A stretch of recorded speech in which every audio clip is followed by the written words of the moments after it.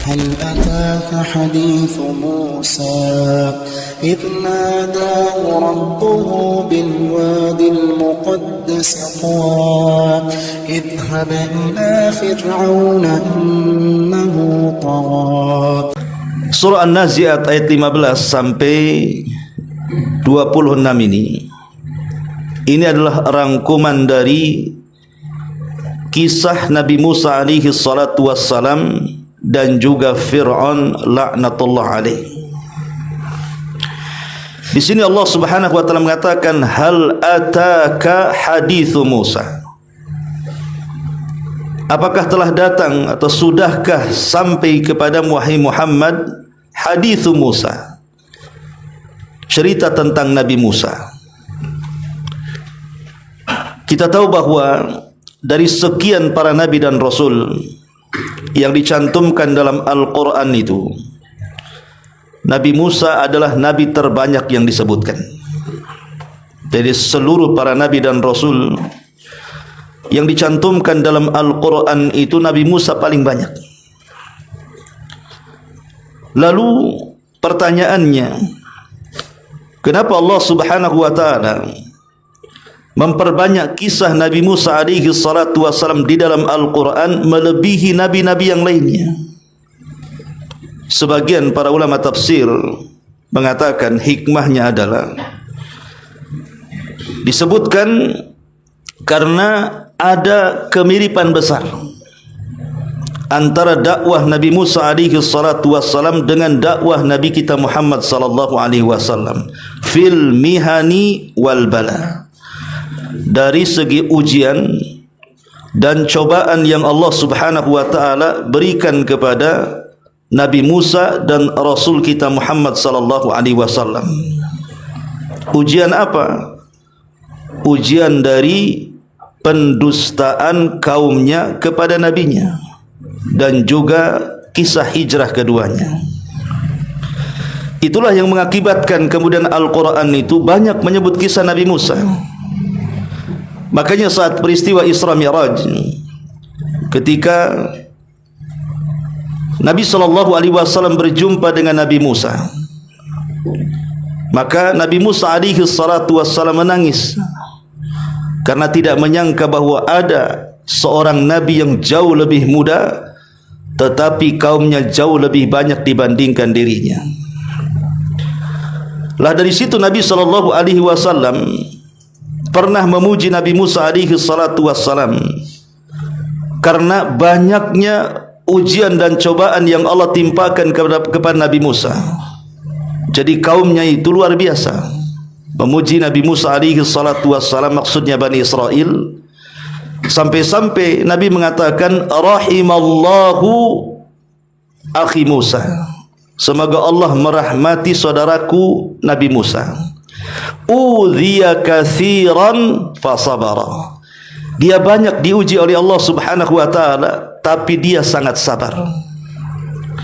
Lah kesabaran Nabi Musa alaihi salatu wassalam itulah yang kemudian ditiru oleh Nabi. Karena Al-Hafidh Ibn Hajar Al-Asqalani rahimahullahu taala ketika menyebutkan tentang kisah pertemuan Rasul dan Nabi Musa pada peristiwa Mi'raj, salah satu hikmahnya adalah Nabi Musa itu orangnya sabar.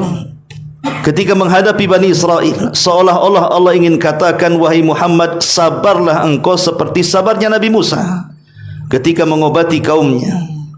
Itulah kenapa kemudian Nabi Musa banyak diceritakan dalam Al-Quran, karena banyak diambil hikmah oleh Nabi SAW dalam dakwah.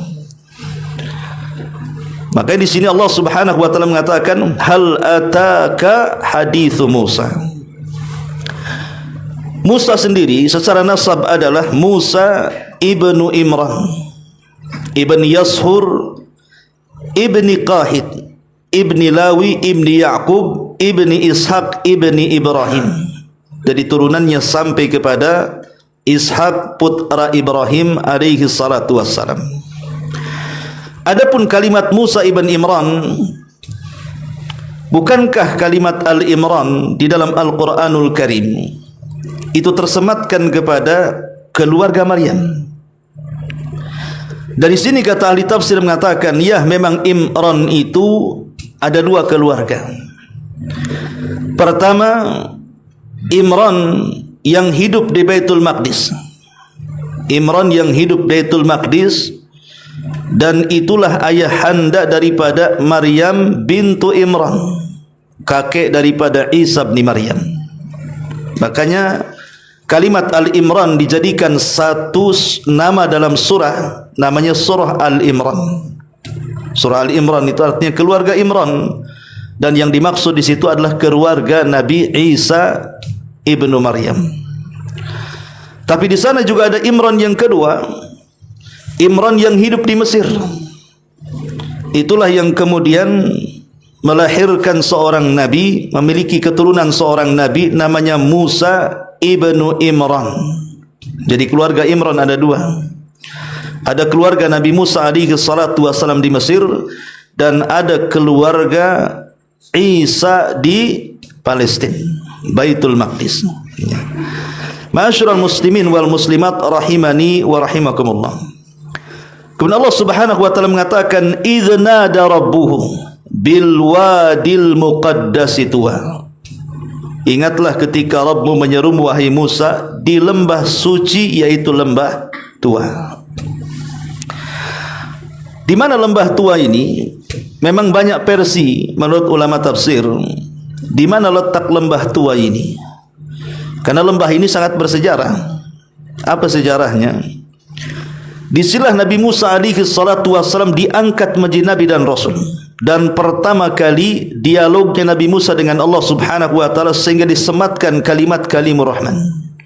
Nabi yang selalu berdialog dengan Allah tanpa perantara. Sebenarnya para nabi yang pernah berdialog dengan Allah tanpa perantara itu ada tiga. Pertama, Nabi Adam alaihi salatu wassalam, dia berdialog dengan Allah di sorga tanpa perantara. Kemudian Nabi kita Muhammad sallallahu alaihi wasallam, dia berdialog tanpa perantara di Sidratil Muntaha saat peristiwa Isra dan Mi'raj. Dan yang ketiga, Nabi yang kita bicarakan ini, Nabi Musa alaihi salatu wasallam berdialog tanpa perantara di Bukit Tua. Saat Nabi Musa alaihi salatu wasallam hijrah dari Mesir ke Madian, kemudian berjumpa dengan dua gadis putri daripada Syuaib, bukan nabi ya. Jadi Syuaib di sini adalah rajulun saleh, orang saleh. Walaupun sebagian kisah Israiliyat mereka menganggap Syuaib ini adalah nabi. Tapi kita kaum muslimin mengatakan pendapat yang betul bahwa Syuaib di sini bukan nabi, tetapi rajulun saleh, orang saleh, punya dua putri. Lah salah satunya menikah dengan Nabi Musa alaihi salatu wassalam dan punya keturunan. Setelah 10 tahun Nabi Musa di Madian, kemudian dia pun kembali ke Mesir. Lah di tengah perjalanan itulah obor yang dibawa padam. Kemudian dia minta izin kepada istrinya untuk mencari obor. Rupanya dari kejauhan ada api yang berada di pohon zaitun. Dia tidak paham bahwa areal pohon zaitun itu adalah Bukit Tua, bukit yang sangat disucikan Allah Subhanahu wa taala. Semakin mendekati pohon itu, semakin terang apinya. Anehnya tidak membakar pohonnya. Ketika kemudian mendekat, disitulah Allah Subhanahu wa taala berdialog dengan Nabi Musa dan mengatakan, "Innani anallah." Sesungguhnya saya adalah Tuhanmu hai Musa. Kemudian Allah Subhanahu wa taala memberikan mukjizat kepada Nabi Musa berupa tongkat menjadi ular dan tangan yang dimasukkan ke dalam pesak bercahaya.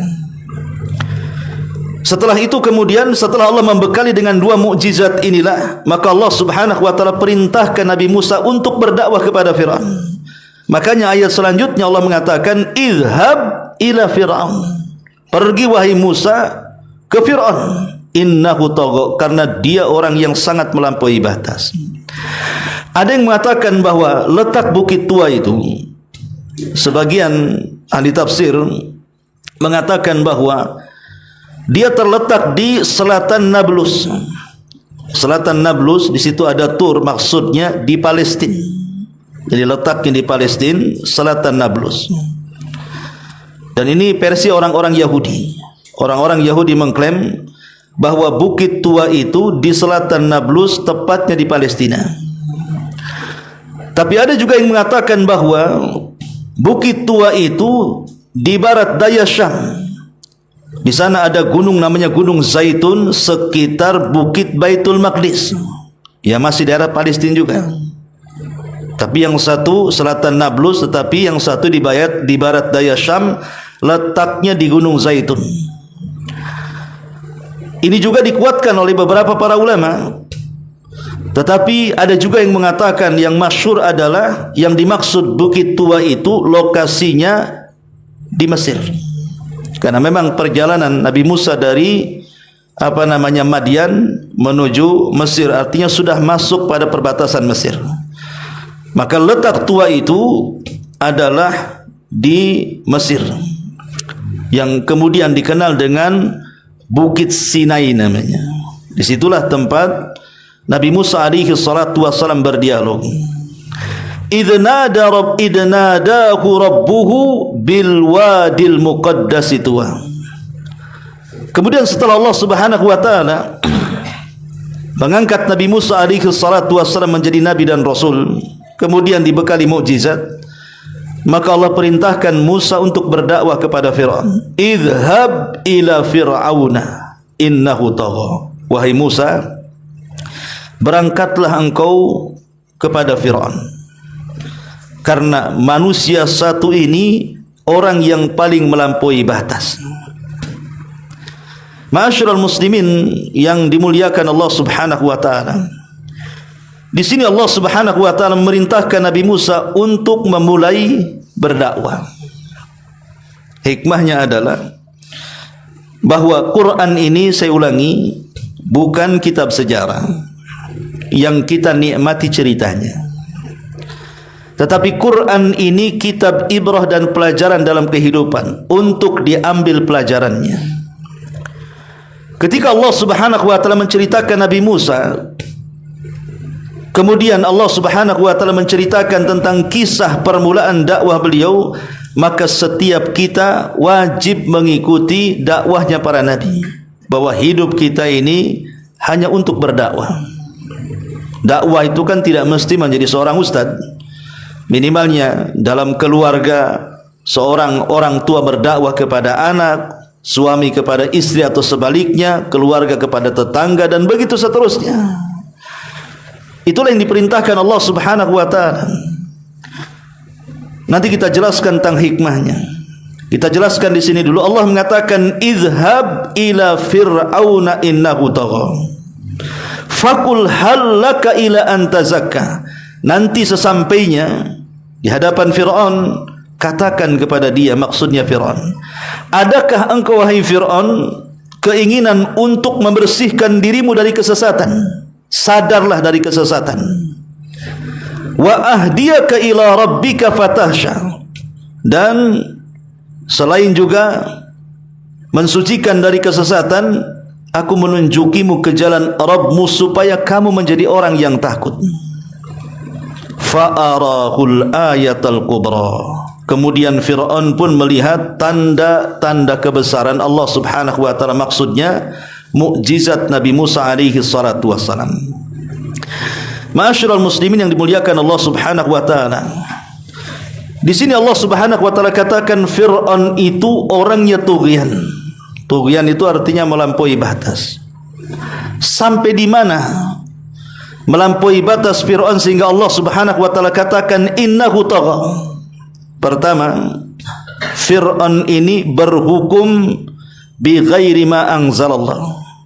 Dia berhukum dengan selain daripada yang Allah Subhanahu wa taala turunkan. Bahkan menjadikan dirinya ma'bud, sesembahan selain daripada Allah Subhanahu wa taala, dan ini bentuk pelampaui batas yang paling tinggi. Yang paling parah melampaui batasnya Fir'aun karena dia berhukum bukan dengan hukum Allah, dia menganggap dirinya sebagai Tuhan. Makanya dalam ayat yang lain Allah Subhanahu wa taala mengatakan wa qala fir'aunu ya ayyuhal mala'u ma 'alimtu lakum min ilahin ghairi. Fir'aun mengatakan, wahai para pembesarku, wahai masyarakatku, aku tidak kenal ada Tuhan selain aku, katanya. Maka kezaliman mana lagi yang lebih zalim dibandingkan orang yang mengaku Tuhan? Itulah maka Allah Subhanahu wa taala menyebut Fir'aun itu tagha, melampaui batas, karena dia sudah mengaku dirinya Tuhan, kemudian berhukum dengan hukum selain yang Allah Subhanahu wa taala turunkan. Ini yang pertama. Yang kedua, Fir'aun ini di antara bentuk tughyannya, melampaui batasnya, dia terlalu sombong dengan kekayaan dan kekuatan dan kerajaan yang ia miliki. Dia terlalu sombong, seolah-olah dia orang yang paling kaya, seolah-olah dia orang yang paling kuat, seolah-olah dia orang yang paling kuasa. Dan itu digambarkan dalam Al-Quran dalam surah Az-Zuhruf 51. Wa nada fir'aunu fi qaumihi. Dan Fir'aun pun menyeru kepada kaumnya. Qala, dia mengatakan, ya qaumi alaysa li mulku Misra. Wahai kaumku, bukankah Mesir ada di genggamanku? Wa hadhil anharu tajri min tahtihi. Wa hadhil anharu tajri min tahti. Dan sungai-sungai yang ada di Mesir ini semua berjalan di bawah kakiku. Afala tubsirun, tidakkah kau melihatnya? Ucapan Fir'aun ini menunjukkan tentang kecongkakan, tentang kesombongan, seolah-olah harta-harta dia, seolah-olah kekuatan-kekuatan dia, seolah kekuasaan-kekuasaan dia. Maka siapapun yang menyombongkan dengan harta, kekuatan dan juga kekuasaan, maka tidak sama saja anda dengan Fir'aun yang disebutkan dalam Quran ini. Dan Fir'aun di zaman sekarang banyak. Ya, mereka sombong dengan kekayaan, sombong dengan kekuatan, dan sombong dengan kerajaan. Itu adalah Fir'aun. Itulah bentuk melampaui batasnya Fir'aun. Yang ketiga, Fir'aun ini dia mengingkari perkara-perkara yang gaib. Jadi ketika Nabi Musa alaihi salatu wassalam datang dengan membawa tauhid, kemudian juga mengingatkan tentang ada hari setelah kematian, bahwa akan ada pertanggungjawaban di hadapan Allah Subhanahu wa taala, karena melampaui batasnya, dia mengingkari. Dia mengingkari hal itu. Makanya Allah Subhanahu wa taala menggambarkan dalam surah Al-Imran ayat 10 sampai 11-nya, innal ladzina kafaru lan tughniya anhum amwaluhum wala auladuhum minallahi syai'a wa ulaika hum waqudun nar. Sesungguhnya orang-orang kafir pada hari kiamat tidak akan bermanfaat bagi mereka harta mereka, tidak akan bermanfaat anak-anak mereka dari Allah sedikit pun, karena mereka akan menjadi kayu bakar neraka. Kemudian Allah mengatakan, kadabi ali fir'auna, seperti yang dilakukan oleh Fir'aun dan orang-orangnya. Walladzina min qablihim, dan orang-orang sebelum mereka, kadzabu bi ayatina, mereka mendustakan dengan ayat-ayat kami. Fa akhadahumullahu bidzunubihim, maka Allah siksa mereka karena dosa yang mereka lakukan. Di sini setelah Allah Subhanahu wa taala menceritakan tentang kondisi hari kiamat, kondisi setelah kematian, bahwa orang-orang kafir di hadapan Allah itu, sekalipun ketika di dunia mereka kaya raya, kekayaan mereka tidak ada manfaat di hadapan Allah kelak pada hari kiamat. Sekalipun mereka memiliki keturunan yang sukses sekalipun, di hadapan Allah tidak ada manfaatnya anak-anak mereka itu sama sekali. Kemudian Allah Subhanahu wa taala mencontohkan seperti Fir'aun dan juga orang-orangnya. Dari sini kita tahu bahwa di antara bentuk melampaui batasnya Fir'aun, karena dia mengingkari perkara-perkara gaib. Dia tidak yakin ada kehidupan setelah kematian. Itulah bentuk tughyannya dia. Ini yang ketiga. Yang keempat, Fir'aun ini mendustakan ayat-ayat Allah, memusuhi Rasul dan para duat serta wali-wali Allah Subhanahu wa taala. Dan itu digambarkan di dalam surah Yunus ayat 75 sampai 77. Allah mengatakan, "Tsumma ba'atsna min ba'dihim Musa." wa Harun ila Fir'auna. Kemudian kami utus setelah mereka Nabi Musa dan Harun untuk berdakwah kepada Fir'aun wa malaihi dan orang-orangnya bi ayatina, dengan membawa ayat-ayat kami. Jadi Musa datang kepada Fir'aun membawa dua ayat. Pertama ayat kauni, berbentuk mukjizat yang bisa dilihat, tongkat menjadi ular, kemudian juga tangan bisa bercahaya, dan banyak lagi mukjizat yang 9 itu. Kemudian ayat-ayat syar'i, di mana Musa pun diturunkan kitab langit untuk menjadi bukti bahwa dia seorang nabi dan rasul dan mendakwahkan tauhid. Tetapi apa yang terjadi? Allah katakan fastakbaru wa kanu qauman mujrimin. Tapi mereka sombong dan mereka termasuk kaum yang penuh dengan berlumuran dosa. Dari sini tughyan yang keempat adalah si Fir'aun ini suka mendustakan ayat-ayat Allah, memusuhi nabinya karena tidak menerima Nabi Musa alaihi salatu wassalam dan juga Harun yang datang kepadanya, dan ini bentuk melampaui batas. Inilah rangkuman kalimat tagha di dalam Al-Quran. 4 perkara inilah yang kemudian Allah katakan idhab ila fir'auna innahu tagha. Dia si Fir'aun itu orang yang sangat melampaui batas. Ma'asyiral muslimin wal muslimat rahimani wa rahimakumullah. Kemudian Allah Subhanahu wa taala mengatakan faqul hallaka ila an tazakka. Katakan kepada si Fir'aun itu, hallaka ila an tazakka. Adakah keinginanmu wahai Fir'aun untuk membersihkan dirimu dari kesesatan? Maksudnya kesesatan di sinilah kesyirikan. Karena Fir'aun mengaku Tuhan masalahnya. Wa ahdiyaka ila rabbika fatahsha, dan aku akan menunjukimu ke jalan Rabbmu agar engkau takut. Ma'asyiral muslimin yang dimuliakan Allah Subhanahu wa taala, kita tahu bahwa rangkuman dakwah para nabi itu 3. Semua para nabi ketika berdakwah itu kepada 3 perkara. Yang pertama, tauhidul aqidati lillah, mentauhidkan keyakinan hanya kepada Allah, mengesahkan tauhid hanya untuk Allah Subhanahu wa taala. Dan itu disyaratkan dalam surah Thaha ayat 14. Innani anallah la ilaha illa ana fa'budni.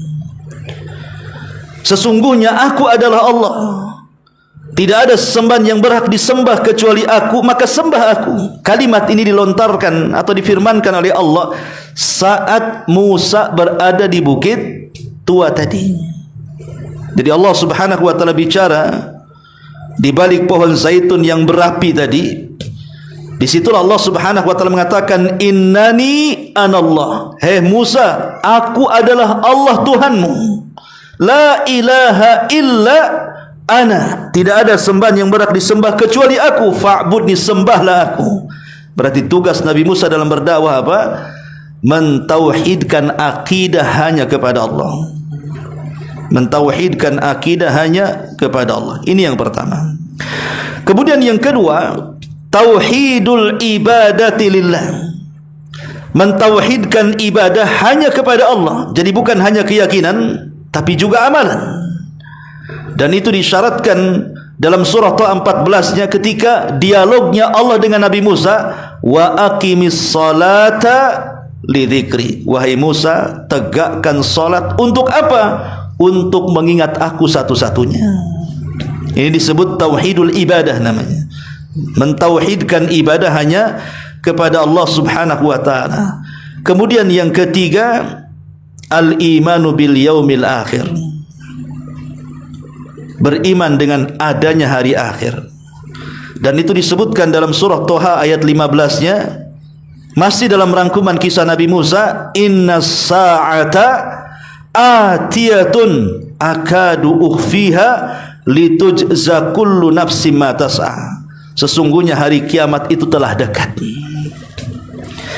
Inilah rangkuman, bukan hanya Nabi Musa saja berdakwah kepada Fir'aun, tapi semua para nabi mendakwahkan 3 poin ini: mentauhidkan akidah, mentauhidkan ibadah, dan menanamkan keyakinan manusia bahwa ada kehidupan setelah kematian. Dan 3-tiganya adalah sebuah keyakinan. Itulah yang kemudian diisyaratkan di dalam Al-Quran, walaqad ba'atsna fi kulli ummatir rasulan an i'budullaha wajtanibut taghut. Dan tidaklah kami utus pada tiap-tiap umat ini seorang rasul, di mana tugasnya sembahlah Allah, artinya esakan Allah. Esakan Allah dalam akidah, esakan Allah dalam ibadah, dan yakini bahwa ada kehidupan setelah kematian sebagai bentuk balasannya. Semua para nabi seperti itu, mendakwahkan tauhid. Maka sebagai tugas kita yang mengikuti dakwah para nabi, dan kita memiliki nabi akhiruz zaman, Nabi SAW, maka kita pun harus mengikuti dakwah nabi kita. Dan saya kira semua agenda para nabi seperti itu, mentauhidkan Allah dengan cara mengesahkan Allah, kemudian mengikhlaskan ibadah hanya kepada Allah, dan mengajak manusia untuk yakin ada kehidupan setelah kematian. Ma'asyiral muslimin yang dimuliakan Allah Subhanahu wa taala, baru setelah 3 poin ini maka bercabanglah dakwah-dakwah yang lainnya. Intinya bahwa dakwah itu porosnya tauhid. Poros dakwah itu adalah tauhid. Karena Al-Quran itu semua diturunkan untuk mentauhidkan Allah. Diutusnya para nabi dan rasul yang begitu banyak kepada manusia pun, dakwah mereka hanya mentauhidkan Allah. Sampai disyariatkan jihad sekalipun. Kenapa sampai ada perang, menumpahkan darah ke sana kemari? Tidaklah disyariatkan jihad pun kecuali karena tauhid. Bahkan Allah menciptakan langit dan bumi dan alam semesta juga karena tauhid, sebagaimana diungkapkan oleh Imam Ibnul Qayyim rahimahullahu taala. Ma'asyiral muslimin yang dimuliakan Allah Subhanahu wa taala, di sini ketika Allah perintahkan kepada Nabi Musa untuk berdakwah kepada Fir'aun, halaka ila anta zakka wa ahdiyaka ila rabbika fatahsha, adakah keinginanmu untuk membersihkan dirimu? Dakwah itu ada 2 macam. Di sini ada faedah yang sangat bagus sekali. Dakwah yang baik itu ada 2 macam. Pertama, at-tazkiyah, dan yang kedua at-tarbiyah. Di sini Allah Subhanahu wa taala mengajarkan kepada kita dari kisah Nabi Musa, bahwa Nabi Musa alaihi salatu wasallam ketika berdakwah kepada Fir'aun itu yang disentuh adalah hatinya. Tazkiyah, tazkiyatun nafsi. Karena memang hati inilah yang menentukan seluruh anggota badan kita. Kalau hati bersih, maka semua anggota badan kita akan bersih. Tapi kalau hati kotor, jangan sangka amalan badan diterima oleh Allah, tidak akan diterima. Karena poros amal itu ada di hati. Bukankah Nabi SAW mengatakan, innamal a'malu binniyat, sesungguhnya amal apapun itu tergantung kepada niat, dan niat itu ada di hati. Makanya ketika berdakwah itu sentuh hati manusia, sentuh hatinya. Ketika Nabi SAW diajarkan oleh Allah Subhanahu wa taala, seandainya engkau faddan ghalidhal qalbi lan faddu min hawlik, kalau engkau keras dalam dakwah wahai Muhammad, kau kasar dalam dakwahmu, artinya tidak menyentuh hati manusia, manusia akan lari dari dakwahmu. Makanya di ayat yang lain ketika Allah Subhanahu wa taala memerintahkan kepada Nabi Musa alaihi salatu wasallam untuk berdakwah, apa kata Allah Subhanahu wa taala? Idhhab ila fir'auna innahu tagha faqula lahu qawlan layyinan la'allahu yatadzakkar aw yahsha. Pergilah kepada Fir'aun, sesungguhnya dia melampaui batas. Katakan kepada Fir'aun wahai Musa dan Harun, qawlan layyinan, ucapan yang indah, ucapan yang santun. Bayangkan Saya kira orang-orang yang kita dakwahi itu tidak sekejam Fir'aun. Antum pernah berdakwah kepada orang yang sekejam Fir'aun? Saya kira antum tidak akan mendapatinya. Cukuplah Fir'aun satu-satunya di dunia ini. Tetapi bagaimana Allah Subhanahu wa taala memerintahkan kepada Nabi Musa sekelas Fir'aun saja dalam berdakwah disuruh lembut supaya tersentuh hatinya, kan gitu. Karena hati itulah yang menggerakkan badan. Kalau hati menerima, maka badan pasti menerimanya. Makanya ini pelajaran bahwa ketika berdakwah itu adalah at-tazkiyah, membersihkan jiwa orang dulu. Baru kedua, wa ahdiyaka ila rabbika fatahsya. Baru setelah bersih hatinya, baru namanya tarbiyah. Baru kita tarbiyah, kita didik mereka, kita arahkan. Kalau hati sudah menerima, badan mau diarahkan kemana saja bisa. Makanya Nabi SAW mengatakan, ala wa inna fil jasadi mudghah, idza saluha saluhal jasadu kullu, wa idza fasadat fasadal jasadu kullu, ala wahiyal qalbu. Ingatlah, pada raga manusia itu ada segumpal daging. Kalau dia baik, maka semua baik. Kalau dia jahat, semua akan rusak. Itulah hati manusia. Maka pandai-pandailah mengajak manusia dalam berdakwah, santunlah dalam bicara, sentuh hatinya. Kalau sudah tersentuh hatinya, maka kita mudah mentarbiyahnya. Ini diantara pelajaran dari dakwahnya Nabi Musa kepada Fir'aun. Kemudian Allah Subhanahu wa taala mengatakan, fa'arahul ayatal kubra. Fa'arahul ayatal kubra. Maka Allah Subhanahu wa taala memperlihatkan kepada Fir'aun itu ayatal kubra, tanda-tanda kuasa Allah Subhanahu wa taala yang sangat luar biasa, yang sangat besar. Ya. Di dalam Al-Quran, tepatnya dalam surah Al-Isra ayat 101, Allah mengatakan, wa laqad atayna Musa tis'a ayatin bayyinatin. Dan sesungguhnya kami telah menganugerahi kepada Musa 9 buah mukjizat. Fas'al Bani Israel id ja'ahum faqala lahu fir'aunu inni la'adhunnuka ya Musa mashura. Dan sungguh kami telah memberikan kepada Musa 9 mukjizat yang nyata. Maka tanyakanlah kepada Bani Israel tatkala Musa datang kepada mereka, lalu Fir'aun berkata kepadanya, sungguh aku sangka engkau wahai Musa adalah seorang yang terkena sihir. Kalimat tis'a ayat, 9 mukjizat, itulah yang dianugerahkan kepada Nabi Musa untuk menunjukkan bahwa dia seorang nabi. Karena kan mukjizat itu untuk memperkuat bahwa dia seorang nabi, makanya diberikan mukjizat. Kalau para nabi tidak dibekali oleh mukjizat, sukar sekali dia akan berdakwah. Tapi dengan dibekali mukjizat itu, maka dia bisa mengatakan dirinya nabi. Buktinya apa? Adanya mukjizat. Lah Nabi Musa disebutkan dalam Al-Quran, Allah anugerahkan tis'a ayat, 9 buah mukjizat. Apa saja itu? Allah Subhanahu wa taala berfirman di dalam surah Al-A'raf ayat 133, fa arsalna alaihimut tufan. Pertama, kami kirim kepada mereka tufan. Ketika Fir'aun ini semakin membangkang dan dia sombong dengan kekuatannya, dengan hartanya, dengan apa yang dimilikinya dari dunia, maka Allah kirim tufan. Kemudian tufan ini meluluhlantakkan seluruh pertanian Mesir,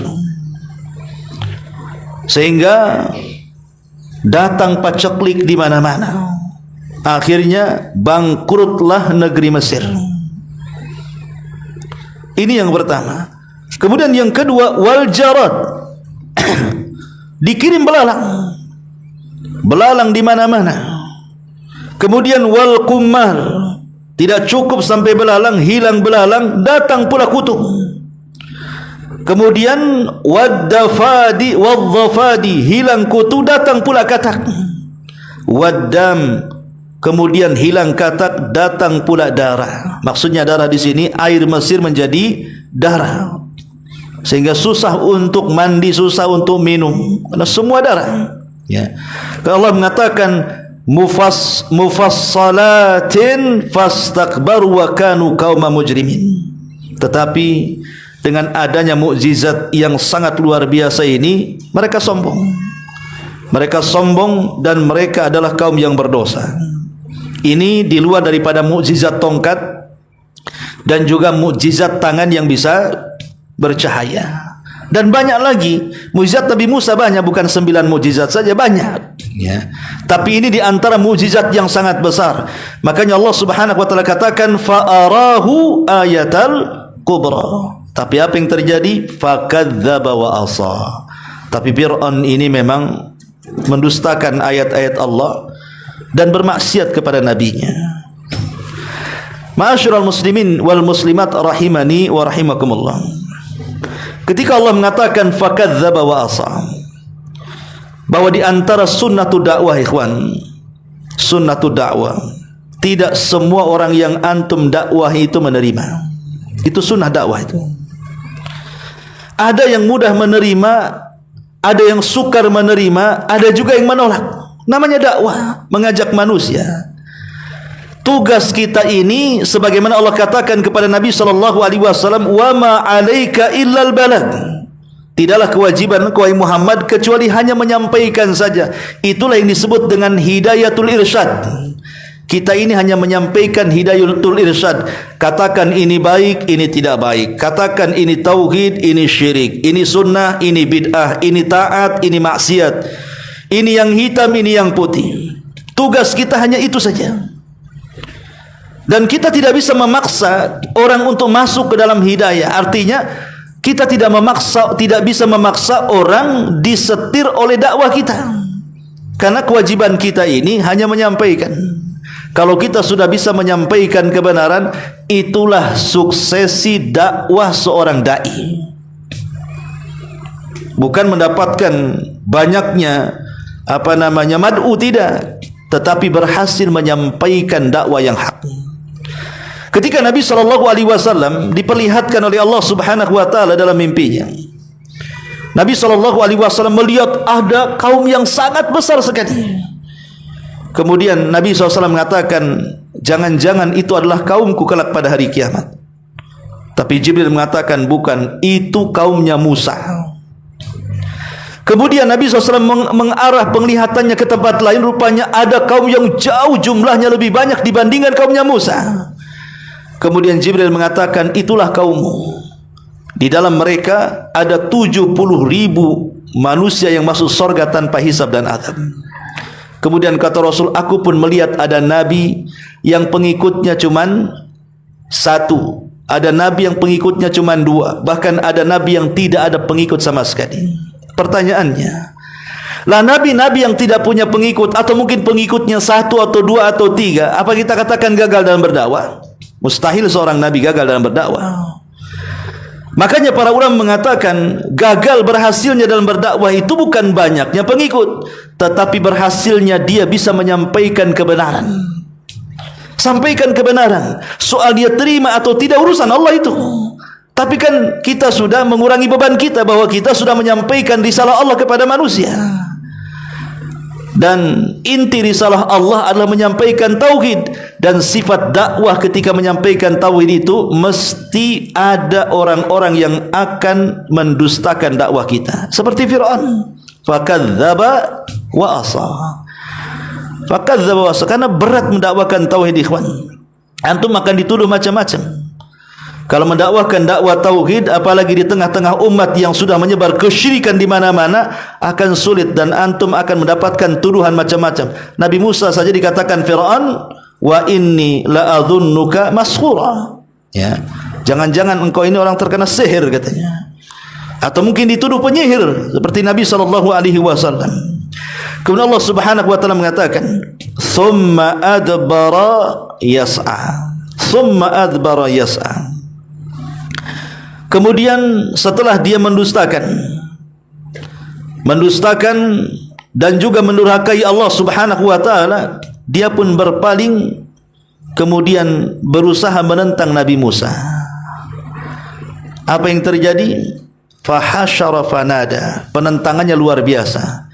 Dia kumpulkan seluruh pembesar-pembesarnya. Untuk apa?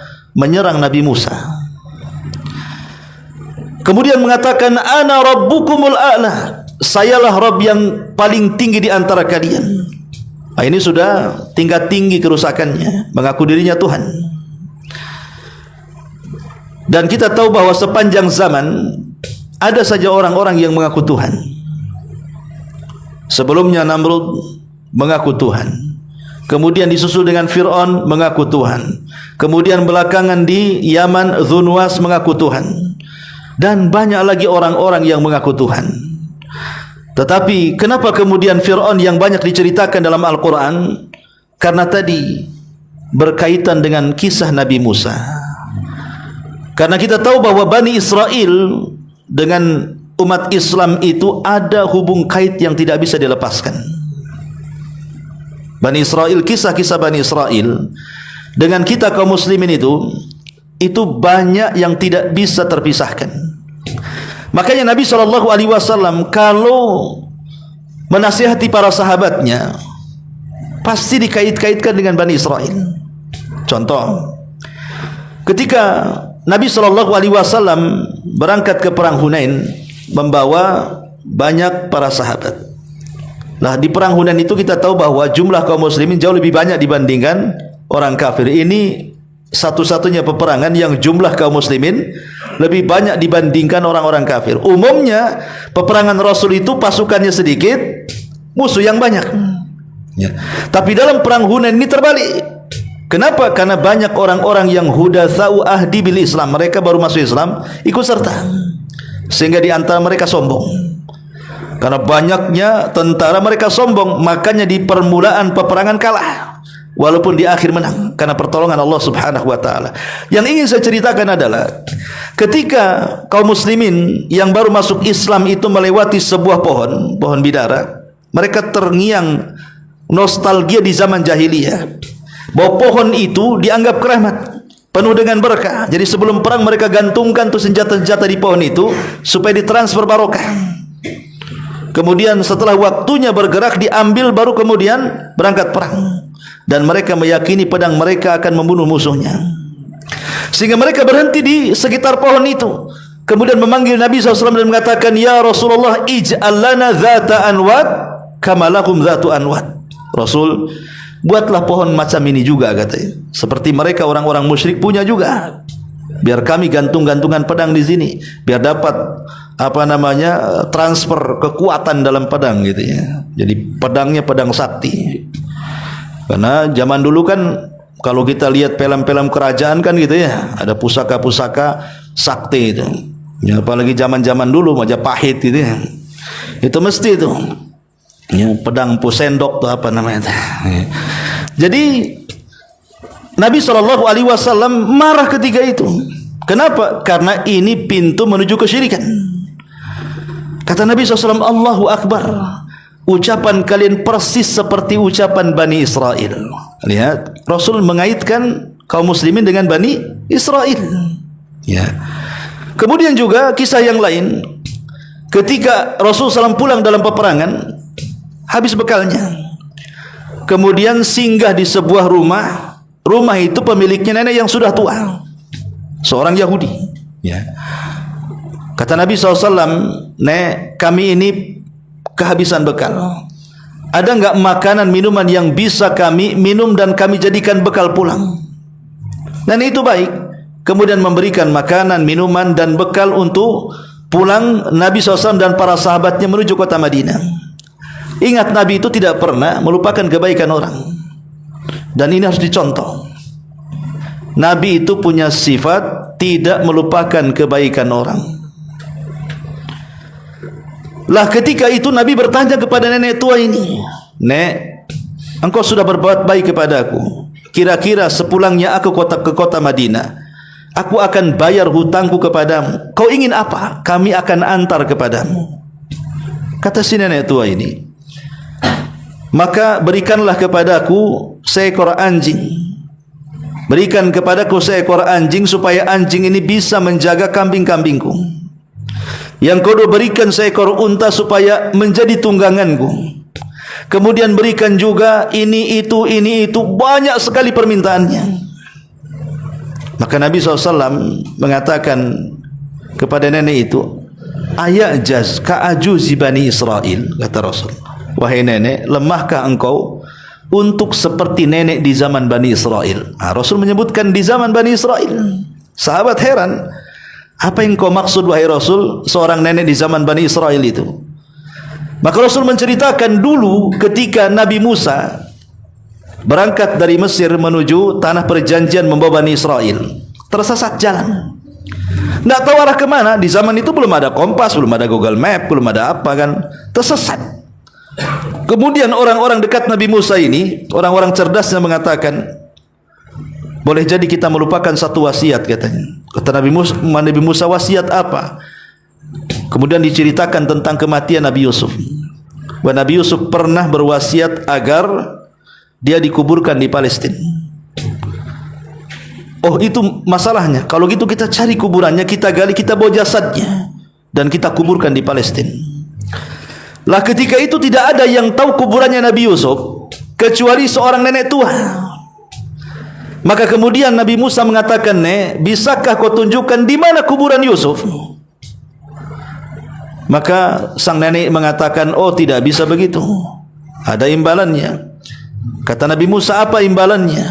Imbalannya, jadikan aku temanmu di sorga. Imbalannya, jadikan aku temanmu di sorga. Musa tidak bisa menjawab karena sorga bukan milik dia.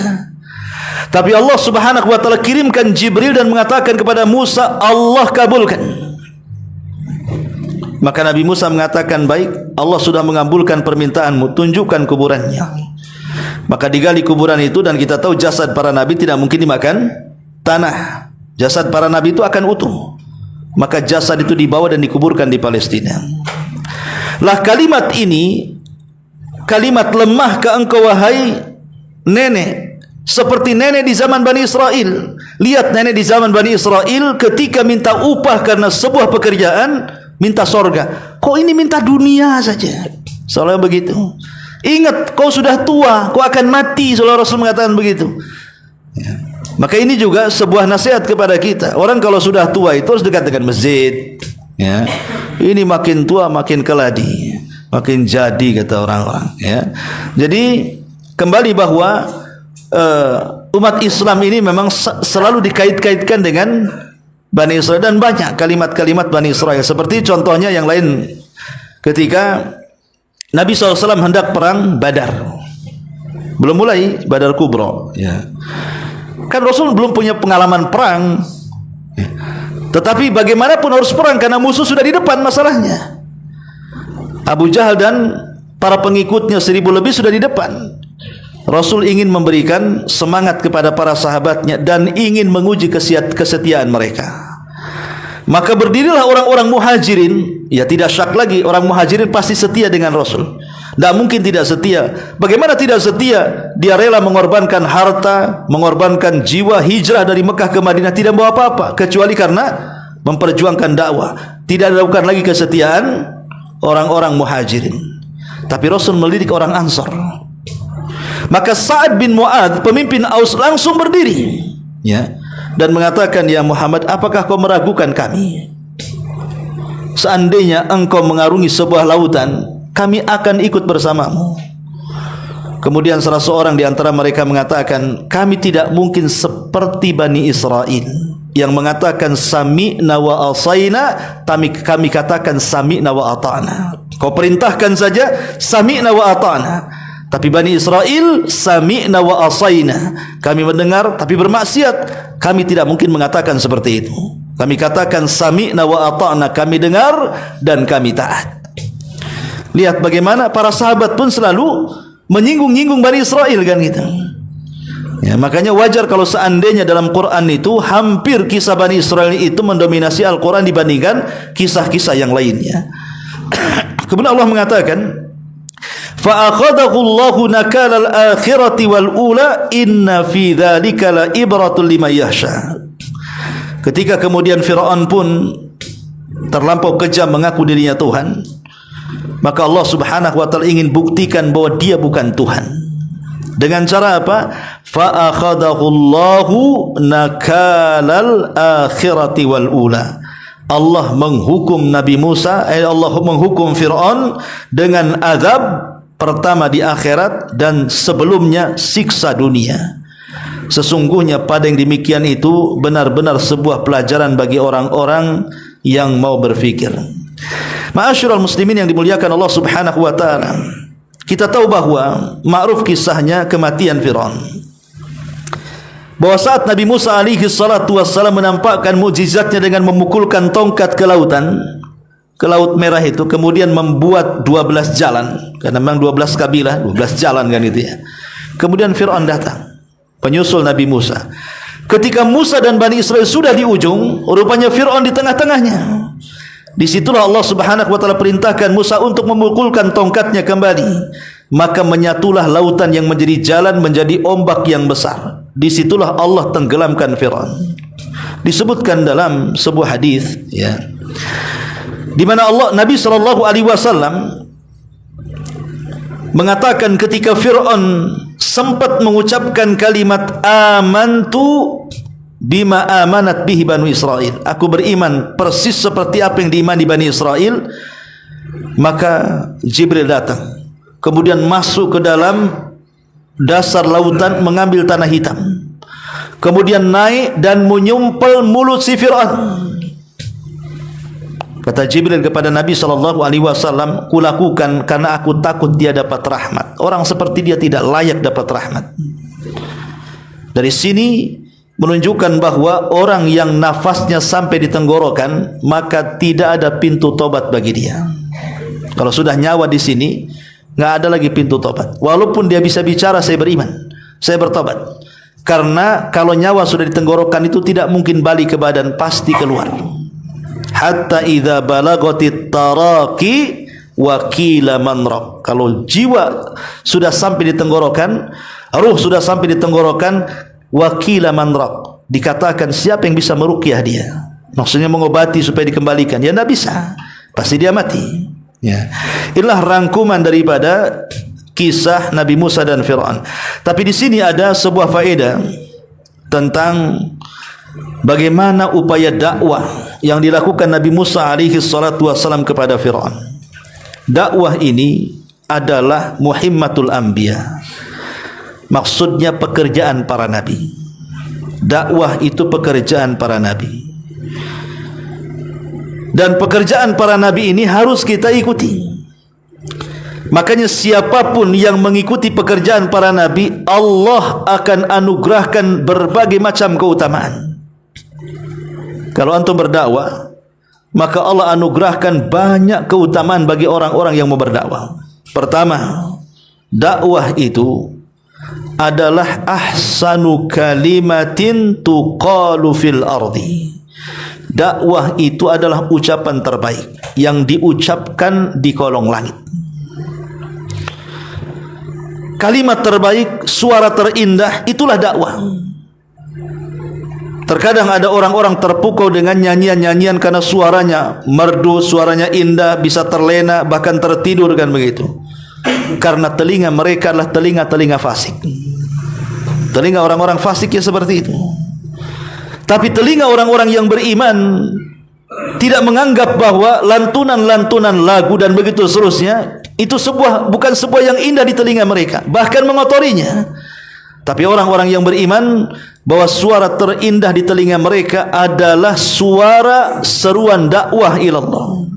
Maka siapapun yang berdakwah kepada Allah, maka Allah mengatakan waman ahsanu qaulan mimman da'a ilallah. Dalam surah Fussilat ayat 33, siapa lagi yang lebih indah suaranya, kata Allah, dibandingkan orang yang menyeru manusia ke jalan Allah. Yang kedua, dakwah ini menyebabkan masuknya kita atau memendamkan kita ke dalam rahmat Allah yang luas. Semua manusia perlu rahmat, ikhwan. Karena tidak ada yang bisa masuk surga kecuali karena rahmat Allah. Sehebat apapun antum beramal di dunia ini tidak bisa membeli surga. Lalu kenapa kita bisa masuk surga? Pertama karena rahmat Allah, dan rahmat tidak mungkin diraih kecuali dengan amal.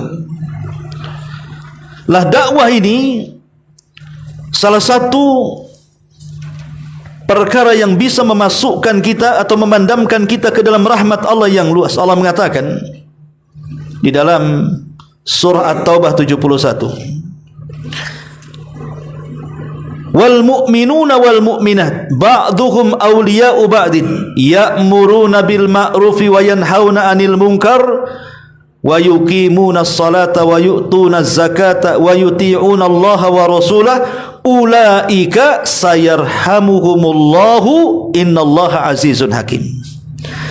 Ketika Allah mengatakan orang-orang yang beriman laki-laki dan orang-orang yang beriman perempuan, sebagian mereka dengan yang lainnya adalah wali, penolong.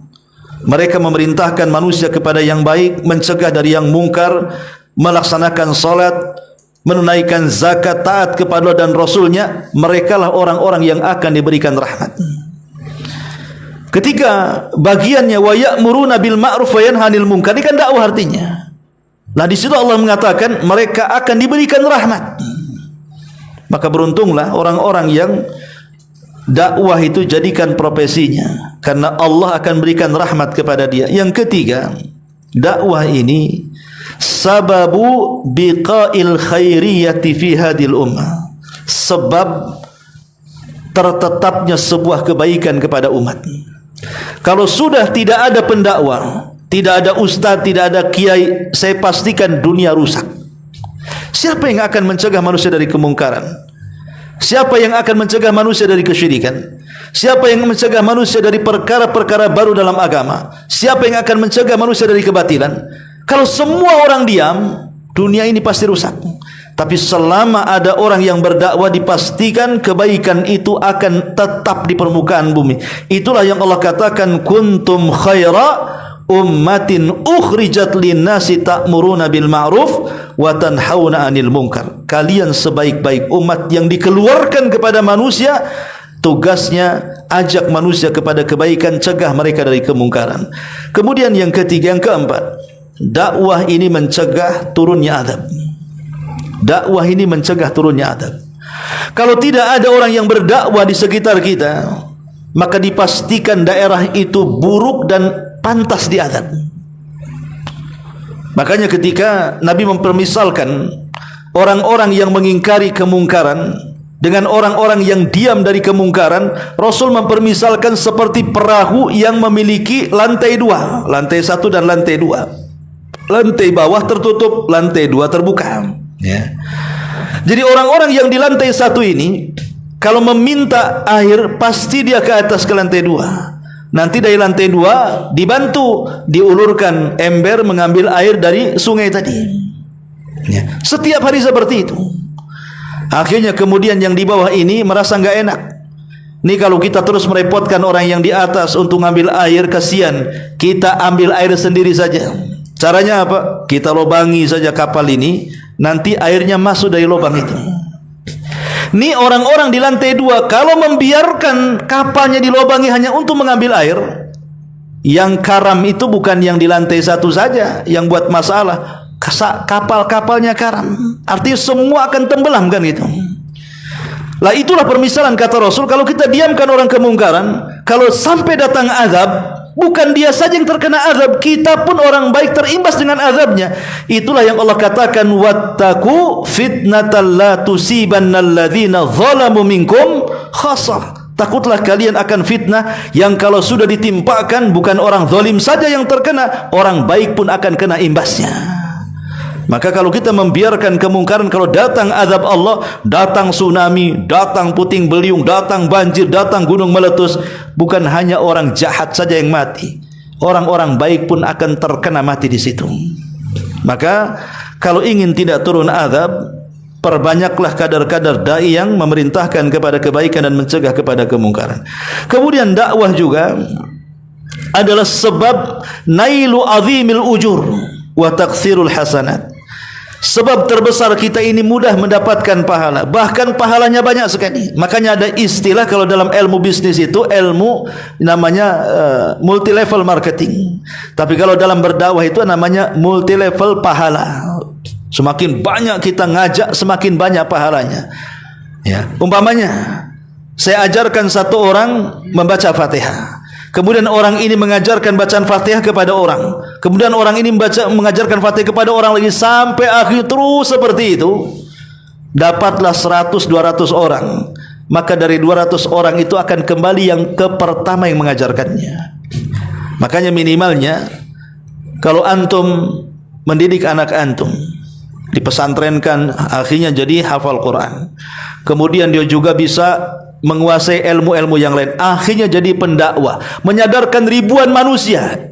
Mungkin kita seorang bapak tidak tahu menahu, mungkin anaknya lebih cerdas, tapi karena bapak yang mengarahkannya, ibu yang mengarahkannya sehingga dia jadi cerdas, maka ribuan mad'unya sebanyak itu pahalanya akan dikembalikan kepada orang yang pertama mendidiknya. Itulah makanya betapa besarnya pendidikan anak.